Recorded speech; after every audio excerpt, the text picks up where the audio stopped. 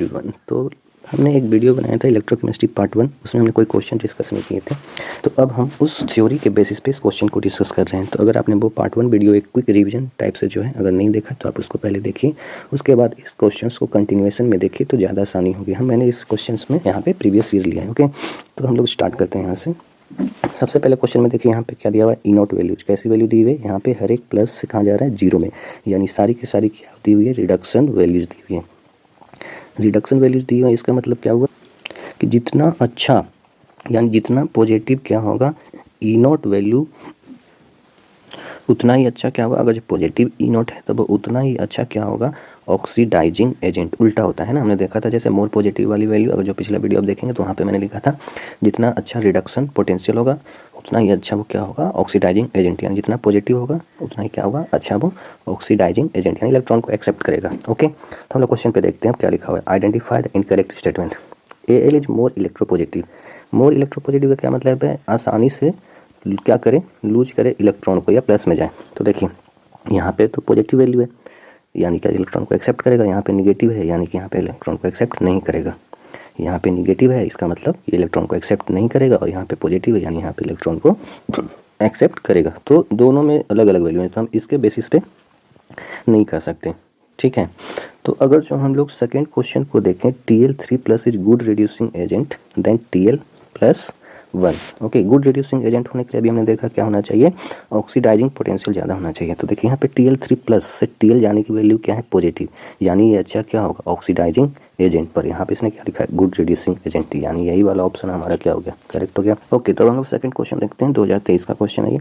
इसमें क्या पूछ रहा है, the correct value of cell potential involve for the reaction that occurs when following two half cells are connected. Okay, दोनों जगह पे क्या दिया हुआ है, रिडक्शन ही दिया हुआ है। ओके, तो हमने क्या पढ़ा था कि जितना ज़्यादा पॉजिटिव होगा रिडक्शन वैल्यू, उसकी आसानी से क्या होगी, मतलब ई नॉट सेल जितना ज़्यादा पॉजिटिव होगा वो उतना ही आसानी से क्या होगा, रिड्यूस, क्योंकि दोनों ही जगह रिडक्शन दिया हुआ है। यानी CrO2 तो रिड्यूस आसानी से होगा, पर ये आसानी से रिड्यूस नहीं होगा, यानी ये क्या होगा, ऑक्सीडाइज। अब दो चीज़ें करनी है हमें, इसको ऑक्सीडेशन में बदलना है और साथ में इलेक्ट्रॉन एक्सचेंज को बैलेंस कर। ES सॉलिड क्या बनाएगा, Fe2+ plus of 2 electron. Okay, और इसको क्या करिए, मल्टीप्लाई कर देंगे 3 से।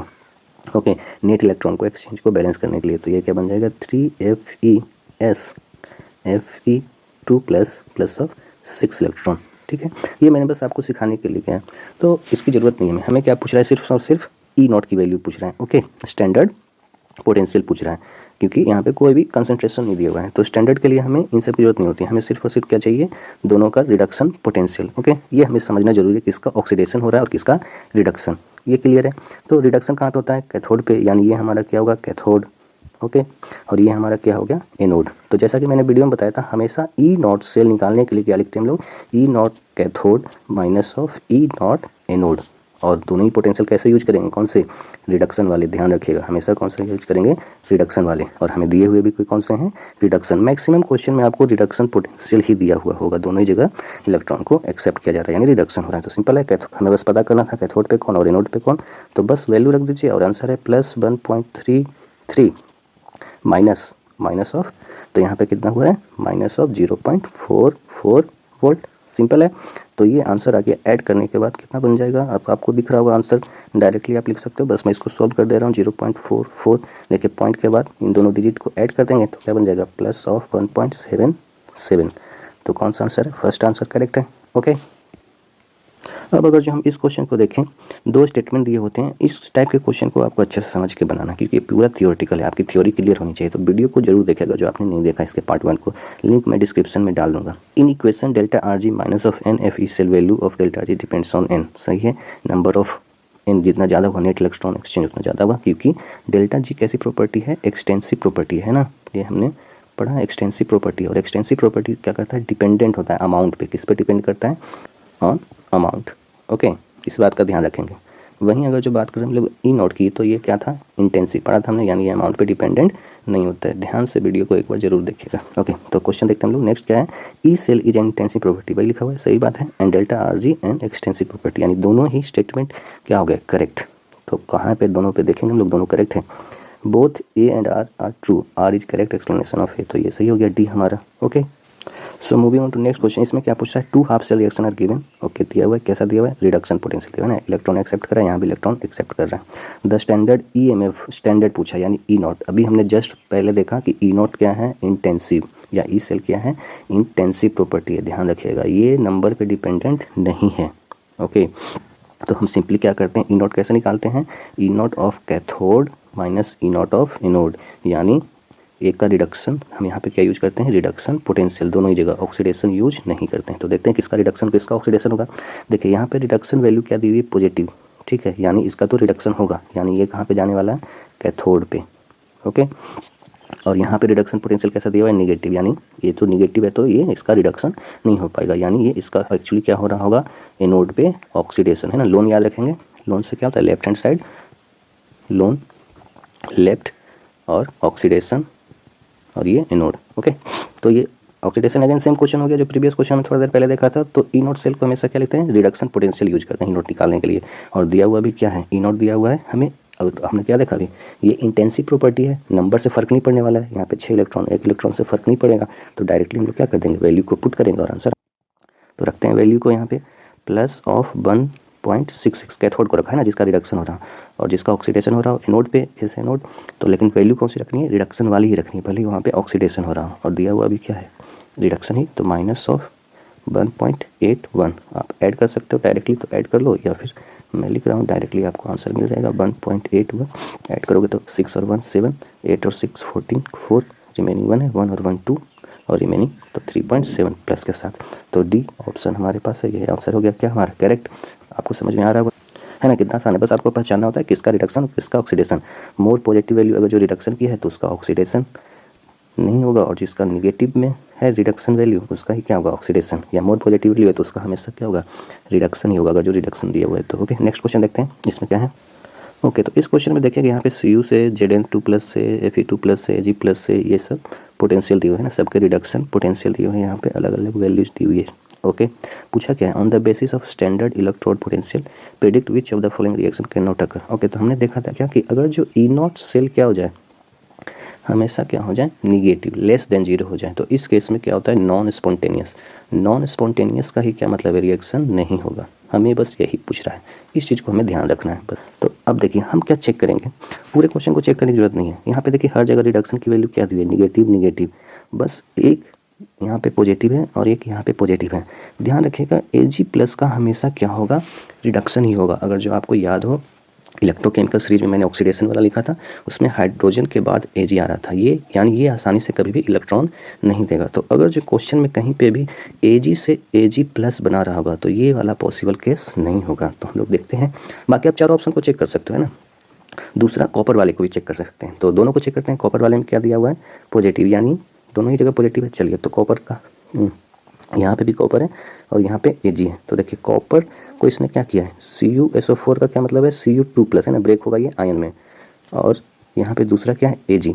तो देखिए ध्यान से, यहाँ पे Cu2 प्लस से इसने बनाया क्या है, Cu सॉलिड, और Cu2 प्लस से सॉलिड बनाया, साथ में क्या है, इसने बनाया Ag प्लस। तो अगर हम लोग इसका ई नोट निकालेंगे, यानी Cu2 प्लस का क्या हो रहा है, रिडक्शन, और इसका क्या हो रहा है, ऑक्सीडेशन, ठीक है।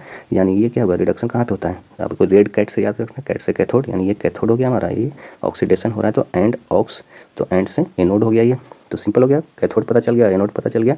तो ई नॉट क्या होता है, हमने पढ़ा था, E naught of cathode minus of E naught anode, अभी देखा हमने, और रिडक्शन पोटेंशियल यूज करेंगे। ओके, और दिया भी यहाँ पे क्या है, रिडक्शन पोटेंशियल। तो अगर जो रिडक्शन पोटेंशियल की वैल्यू को पुट करें, ई नॉट ऑफ कैथोड यानी Cu2 प्लस की, तो Cu2 प्लस की कितनी वैल्यू है, 0.34 माइनस ऑफ क्या रखेंगे, Ag प्लस से Ag बनने का, तो Ag प्लस से Ag बनने का आखिरी वाला है ना, आखिरी में रिस्पेक्टिवली, तो 0.8। तो आपको ऐसे ही दिख रहा होगा, ये वैल्यू क्या आने वाली है, निगेटिव, 0.34 से 0.8, यानी कि तकरीबन कितना आ जाएगा, माइनस ऑफ 0.46। निगेटिव वैल्यू है, निगेटिव वैल्यू ई नोट की, इसका मतलब नॉन स्पॉन्टेनियस होगा, है ना, नॉन स्पॉन्टेनियस होगा। तो आंसर हमारा क्या हो जाएगा, आखिरी वाला ही हो जाएगा डी। अब बाकी को भी चेक कर सकते हो। इस तरीके से मैंने इसलिए बताया क्योंकि ये जल्दी से क्वेश्चन सॉल्व हो जाएगा। ओके, तो हम लोग आगे बढ़ते हैं। ओके, तो इस क्वेश्चन में क्या दिया हुआ है, स्टैंडर्ड इलेक्ट्रॉन पोटेंशियल, इसके लिए दिया हुआ है, पूछ रहे हैं हमसे स्टैंडर्ड गिव्स फ्री एनर्जी। ये तो बस फॉर्मूला बेस्ड हो गया और कुछ नहीं। हमने क्या पढ़ा था, delta G not equal to क्या होता है, minus of NF E not cell, ठीक है। तो यहाँ पे हमें n की वैल्यू चाहिए। n क्या होता है? Net electron exchange. तो हम आसानी से निकाल सकते हैं अगर जो, देखिए नेट इलेक्ट्रॉन एक्सचेंज निकालना आना चाहिए। यहाँ पे देखिए क्या हो रहा है, जिंक क्या बदला, जिंक 2+ में, यानी किसने क्या किया होगा, 2 इलेक्ट्रॉन लूज किया होगा। और कॉपर 2+, ऐसे तो आपने पढ़ाई होगा ये इसके बारे में, 2 इलेक्ट्रॉन एक्सेप्ट करेगा तभी क्या बनाएगा, कॉपर सॉलिड। यानी यहाँ पे नेट इलेक्ट्रॉन एक्सचेंज क्या है, 2 का है। पीछे भी हमने देखा था डेल्टा जी क्या है, एक्सटेंसिव प्रॉपर्टी, यानी वो डिपेंड करेगा नंबर पे। ओके, तो बस यहाँ पे वैल्यू रख दीजिए और आंसर है। एन की वैल्यू यहाँ पे क्या होगी, 2 का चेंज है तो -2 इंटू 9, वैल्यू दी हुई है 96487 इंटू ई नोट की वैल्यू क्या दी हुई है 1.1। तो बस अब इसको मल्टीप्लाई करना है और तो कुछ है नहीं, मल्टीप्लाई करेंगे आंसर मिल जाएगा। तो इसको मल्टीप्लाई, अच्छा ऑप्शन इसने शायद गलत दे रखा है ये, हाँ तो यहाँ पे ये प्लस और ये वाला भी क्या होगा प्लस। तो इसको आप मल्टीप्लाई करो, देख रहे हो निगेटिव वाली वैल्यू आएगी, या तो ये हो सकती है यही। तो आप मल्टीप्लाई करोगे इसकी वैल्यू तो अप्रॉक्सीमेटली क्या आएगा, -212। ओके, तो ये हो गया आंसर। ये तो बस कैलकुलेशन। अगर इस क्वेश्चन की बात करें, find EMF of the cell in which of the following reaction take place at 2, EMF हमें निकालना है। ओके, तो ये रिएक्शन दिया हुआ है और यहाँ पे कंसंट्रेशन दिया हुआ है। अभी तक कोई ऐसा क्वेश्चन नहीं आया था जहाँ पे हम लोगों ने क्या किया हो, ई सेल निकाला हो, E naught -0.059 upon n into log Q, है ना, ये इसकी बात कर रहा है। तो ओके, तो देखिए यहाँ पे, अच्छा ये मिस्टेक से 10.5 दिया, इतनी वैल्यू तो होगी नहीं, 1.05 होगा ना, मिसप्रिंट होगा इसका, गलती से मिस्टेक। तो देखिए यहाँ पे क्या करना है, हमें ई नोट पहले पता करना है। ई नोट के लिए हमें क्या पता करना पड़ेगा, अच्छा पता नहीं करना है, हमें दिया हुआ है। तो हमें क्या पता करना है, ई नोट जब दिया हुआ है तो एन पता करना पड़ेगा, नेट इलेक्ट्रॉन एक्सचेंज। और उसके लिए हमें क्या लिखना पड़ेगा, सेल रिएक्शन, ठीक है, कंप्लीट सेल रिएक्शन। तो हम लोग उसको लिखते हैं कंप्लीट सेल रिएक्शन लिखेंगे, यानी दोनों को क्या करना है, 2 पार्ट में ब्रेक करना है। अगर जो आपने वीडियो नहीं देखा है तो उसको आप देखें पहले, उसके बाद आपको पता चलेगा। तो हमें क्या करना है, ऑक्सीडेशन और रिडक्शन को लिखना है। जैसे देखिए यहाँ पे Na क्या बन रहा है, Na2+, तो आप उसको लिख लीजिए Na से क्या बना, Na2+। इसके लिए क्या क्या, इसमें 2 इलेक्ट्रॉन लॉस, और यहाँ पे क्या है Ag प्लस 1 इलेक्ट्रॉन गेन करके क्या बनाया इसने, Ag सॉलिड। तो सिंपल देख रहा है, यहाँ पे 2 इलेक्ट्रॉन है तो यहाँ पे आपको 2 मल्टीप्लाई करना पड़ेगा। और अगर जो आप रिएक्शन देखोगे तो ऑलरेडी यहाँ पे देखिए क्या मल्टीप्लाई है, 2Ag प्लस मल्टीप्लाई और 2Ag सॉलिड, यानी हमारे पास नेट इलेक्ट्रॉन एक्सचेंज की वैल्यू क्या आ गई, n की वैल्यू 2। ओके, तो अब बस हमें वैल्यू पुट करनी है। देखिए यहाँ पे जो प्रोडक्ट है उसका लॉग क्यू निकालेंगे हम लोग बस। तो ई नोट सेल की वैल्यू, ये वाला रिएक्शन यूज करते हैं, है ना, इक्वल्स टू क्या बन जाएगा, ई नोट की value 1.05 minus of 0.059 upon n log Q. तो ये क्या होता है, जो प्रोडक्ट होगा उसका concentration raise to power stoichiometric coefficient. तो निकेल 2+ है प्रोडक्ट में और Ag है, तो निकेल का कंसंट्रेशन सबसे पहले लिखेंगे, ये क्या हो गया 0.001। और Ag सॉलिड के लिए क्या लिखते हैं हम लोग 1, तो इंटू 1 कीजिए या नहीं कीजिए। अब क्या लिखेंगे, रिएक्टेंट का कहाँ आता है, डाउन द प्रोडक्ट। तो यहाँ पे क्या निकेल सॉलिड, तो अगेन सॉलिड के लिए हम लोग क्या लिखते हैं 1, या नहीं भी लिखिए, 1 का मल्टीप्लिकेशन से कोई चेंज होने वाला नहीं है। Ag प्लस का कंसंट्रेशन क्या है 0.001 पर स्टैक्योमेट्रिक कोएफिशिएंट इसकी क्या है 2, तो यहाँ पे रेज टू द पावर क्या हो जाएगा 2। तो अगर जो आप देखेंगे यहाँ पे भी 0.01 है, यहाँ पे भी 0.01 का स्क्वायर है, तो ये स्क्वायर क्या हो जाएगा, इससे कैंसिल। ओके, ध्यान से देखिएगा थोड़ा सा। अब ये 0.001 है, तो क्या हम इसको ऐसा लिख सकते हैं 10⁻⁻3। ओके, अब अगर जो ये डाउन में है, डिवाइड में है ना, नीचे में, तो 10⁻⁻3 को हम क्या लिख सकते हैं, अगर ऊपर लेकर चले जाएं तो ये वैल्यू क्या बन जाएगी 1.05 माइनस ऑफ 0.59, और n की वैल्यू 2 निकाला हमने, और यहाँ पे लॉग है ना, ये नीचे डिवाइड में था ऐसा कुछ, तो अब ये क्या हो जाएगा, ऊपर चला जाएगा, आपको पता होगा प्रॉपर्टी। तो ये हम लिख सकते हैं 10⁻3। ओके, और लॉग की प्रॉपर्टी क्या होती है, अगर जो कोई भी पावर मल्टीप्लाई में होता है, पावर होता है तो क्या होता है, लॉग से बाहर आ जाता है। तो सिंपली आप इसको ऐसे लिख लीजिए 1.05 माइनस ऑफ 0. पॉइंट है ना यहाँ पे 0.059 अपॉन 2 इंटू 3, और लॉग 10 की वैल्यू क्या होती है 1, तो 1 का मल्टीप्लिकेशन क्या आएगा, सेम आएगा। तो बस आप इसको मल्टीप्लाई कीजिए और आंसर आ गया आपका। तो आप देखिए सोल्व करने की जरूरत भी नहीं है, यहाँ पे क्या वैल्यू आने वाली है निगेटिव, यानी 1.05 से कम, और ऐसे सिर्फ एक ही वैल्यू, यानी आंसर क्या हो जाएगा 6C। आप या तो कैलकुलेट कर लीजिए।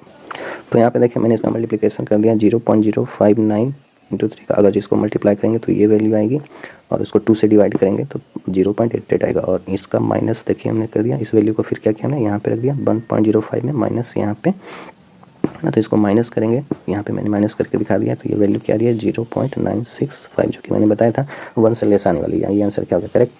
तो बात करें तो for a cell involving 1 electron यानी n इक्वल्स टू क्या है यहाँ पे 1।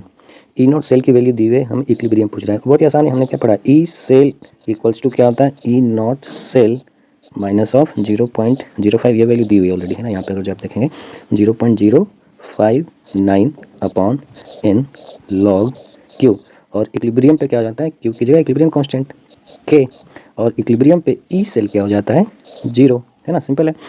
तो बस इसकी वैल्यू 0, ई नोट सेल की वैल्यू दी हुई है, n की वैल्यू भी दी हुई है। ई नोट कितना दिया है 0.59 माइनस ऑफ 0.059 अपॉन n की वैल्यू 1 रख देंगे, और लॉग Q की जगह क्या हो जाएगा K, क्योंकि इक्विलिब्रियम है। आसान हो गया। तो माइनस वाले को इधर लेके आ जाते हैं, तो ये हो गया लॉग K 0.059 इक्वल्स टू 0.59, यानी लॉग K की वैल्यू क्या होगी 0.59 अपॉन 0.59। अभी देखिए 10 टाइम्स बड़ा है, या तो आप इसको ऐसे कट कर लीजिए जैसा आपको ठीक लगे, 100 और यहाँ पे 1000 डबल जीरो से, यानी कैंसिल हो क्या मिलेगा 10। लॉग K की वैल्यू क्या हो गई 10, और एंटी लॉग लेंगे, यहाँ पे बेस 10 है तो क्या हो जाता है ये बेस पावर में चला जाता है 10⁻10। तो यही क्या हो गया हमारा आंसर। तो आंसर चेक करते हैं, यहाँ पे 1 इंटू में दिया हुआ है, तो हम इसको क्या लिख सकते हैं 1 इंटू 10⁻10। तो ऑप्शन देखिए ये क्या है बी। वैसे तो ये क्वेश्चन अगर जो हम लोग देखें तो ऑलरेडी कर चुके हैं ना, गिव्स फ्री एनर्जी निकालने वाला। तो यहाँ पे बस ध्यान रखना है क्या हमें, गिव्स फ्री एनर्जी एक्सटेंसिव है तो हमें n की वैल्यू नेट इलेक्ट्रॉन एक्सचेंज की वैल्यू निकालनी पड़ेगी। ई नॉट सेल की वैल्यू को कोई फर्क नहीं पड़ने वाला है, क्योंकि वो इंटेंसिव प्रॉपर्टी है, क्योंकि डेल्टा आर जी नॉट की वैल्यू क्या होगी minus of N F E not, अभी जस्ट हमने देखा सेल। ओके, तो हम लोग बस n निकालते हैं, बाकी आप लोग कैलकुलेशन करते रहना, ठीक है।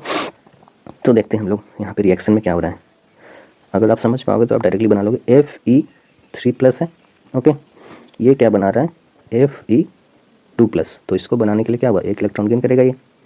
वहीं अगर जो हम लोग बात करें I माइनस क्या बना रहा है I2, तो सबसे पहले इसको बैलेंस करेंगे ना, यहाँ पे एटम बैलेंस नहीं है, तो एटम बैलेंस करेंगे तो यहाँ पे क्या होगा 2 इलेक्ट्रॉन को लूज करेगा ये। तो यहाँ पे हमें क्या करना पड़ेगा, यहाँ पे 2 इलेक्ट्रॉन लूज कर रहा है और ये एक्सेप्ट ही कर रहा है, तो बैलेंस करने के लिए 2 से मल्टीप्लाई करना पड़ेगा।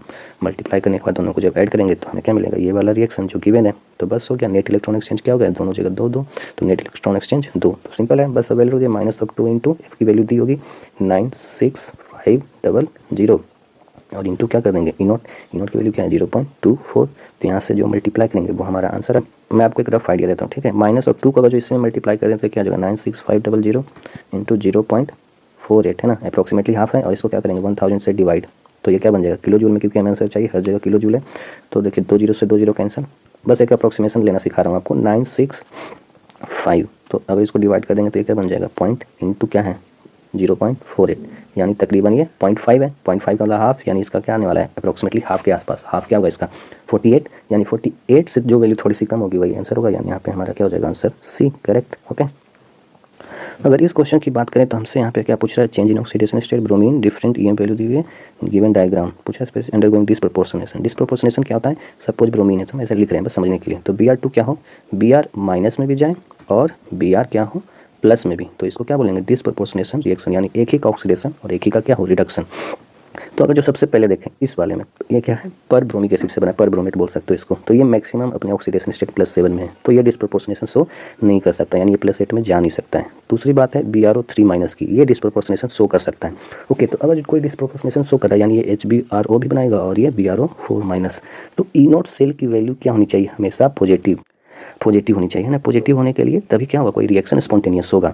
तो यहाँ पे तो पॉजिटिव है, यानी ये रिएक्शन तो हो रहा है फॉरवर्ड डायरेक्शन में। वहीं अगर जो बैकवर्ड डायरेक्शन में देखें तो BrO3- से हमें क्या बनाना है उल्टा BrO4-।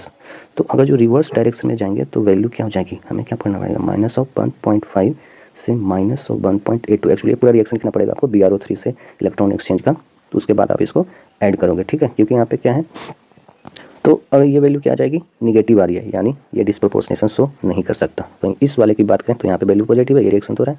रिवर्स में देखोगे तो क्या है 1.595 ज़्यादा है 1.5 से, यानी ये वैल्यू क्या आने वाली है पॉजिटिव, और पॉजिटिव आने वाली है तो ये HbRO क्या शो कर डिस्प्रोपोर्शनेशन। तो जहाँ पे भी होगा ये आंसर हो जाएगा हमारा। ओके, ध्यान रखिएगा ई नॉट सेल हमेशा क्या होना चाहिए पॉजिटिव, और डिस्प्रोपोर्शनेशन रिएक्शन क्या होता है वो पता होना चाहिए। ओके, तो इस क्वेश्चन की अगर जो बात करें तो हम लोग इसमें क्या देख रहे हैं कि ये कोई रिएक्शन दिया हुआ है, कंसंट्रेशन दिया हुआ है, उसके लिए डेनियल सेल की वैल्यू E1 है। ओके, तो बाद में वैल्यू चेंज की गई है ZnSO4 की 1 मोलर और CuSO4 का 0.01 मोलर। ठीक है, तो हमें क्या बताना है, विच of the following is correct relationship, E1 और E2 में कौन बड़ा होगा या छोटा होगा। ठीक है, या कैसा होगा, इक्वल होगा दोनों। तो चेक करते हैं हम लोग। सबसे पहले रिएक्शन लिखेंगे, सॉरी रिएक्शन नहीं, इक्वेशन लिखेंगे। E1 इक्वल्स टू क्या होगा, E0 की वैल्यू होगी कोई सी, ओके, माइनस ऑफ 0.059 अपॉन क्या होगा n और लॉग क्यू में क्या होगा जो प्रोडक्ट, तो उसके लिए आपको रिएक्शन लिखना पड़ेगा। तो रिएक्शन क्या होगा, Zn से क्या बन रहा होगा, Zn 2+ और Cu 2+ से क्या हो रहा होगा, 2 इलेक्ट्रॉन गेन करके Cu सॉलिड, है ना। तो हमने पढ़ा था लेफ्ट हैंड साइड LON, इसको भूलना नहीं है। लेफ्ट हैंड साइड क्या होता है, ऑक्सीडेशन एनोड, ठीक है, और वो नेगेटिव टर्मिनल होता है। तो इसका क्या हो रहा होगा, ऑक्सीडेशन और इसका रिडक्शन। तो ये पता चल गया हमें, और दोनों को ऐड कर देंगे तो क्या मिल जाएगा हमें, रिएक्शन मिल जाएगा Zn सॉलिड Cu 2+, क्या मिल के बना रहा होगा, Zn 2+ और Cu सॉलिड। ये डेनियल सेल आपको तब तक याद हो गया होगा, बस मैं एक समझाने के लिए लिख दे रहा हूँ। ओके, तो यहाँ से अगर जो Q की वैल्यू लिखें तो Q की वैल्यू क्या हो जाएगी, Zn 2+ अपॉन Cu 2+ का कंसंट्रेशन। ओके, कोई दिक्कत नहीं है, कोई भी स्टाइकियोमेट्रिक कोफिशिएंट नहीं है, तो सिंपल आएगा। तो देखिए E1 की वैल्यू में अगर जो हम लोग लिखें यहाँ पे, E1 की वैल्यू अगर जो हम लोग लिखते हैं तो E1 की वैल्यू के लिए क्या आना चाहिए, Zn 2+ की वैल्यू देखिए यहाँ पे कंसंट्रेशन दिया हुआ है ना, ये वाली वैल्यू तो 0.01 है। ओके, और Cu में क्या है 1 मोलर। ठीक है, तो अगर ये वाली वैल्यू देखो तो ये क्या है, 10⁻⁻², यानी ये क्या करने वाला है, E0 plus of 0.059 upon n into 2 करने वाला है ना, क्योंकि -2 पावर में है तो ये क्या होगा, बाहर आएगा। वहीं अगर जो दूसरे वाले के लिए देखें, है ना, सब कुछ तो सेम ही है, तो बस हम इसको देख रहे हैं। तो अगर जो यहाँ पे देखें लॉग Zn की वैल्यू देखते हैं, Zn की वैल्यू कितनी दी हुई है, ZnSO4 इंटू 1 मोलर, अब ये 1 हो गया। ओके, और CuSO4 का कंसंट्रेशन 0.01। तो क्या हम इसको ऐसा लिख सकते हैं, लॉग, इसको लिख सकते हैं हम लोग क्या, 10⁻², और इसको ऊपर ले जाएं तो ये क्या बन जाएगा, 10⁻², यानी कि ये वैल्यू क्या होगी, E2 की value E0 plus sorry plus नहीं, माइनस 0.059 अपॉन n। अब ये लॉग इसकी वैल्यू क्या हो जाएगी, 2 इंटू log 10, और log 10 क्या होता है 1, यानी 2। ओके, यानी इसमें क्या होने वाला है, मल्टीप्लाई 2। तो यहाँ पे देखिए क्या हो गया, E0 प्लस E1 क्या हो गया, इसमें ऐड हो रहा है, और इसमें क्या हो रहा है, सब्ट्रैक्ट, यानी साफ साफ दिख रहा है E1 ग्रेटर देन E2। तो कौन सा ऑप्शन है, बी।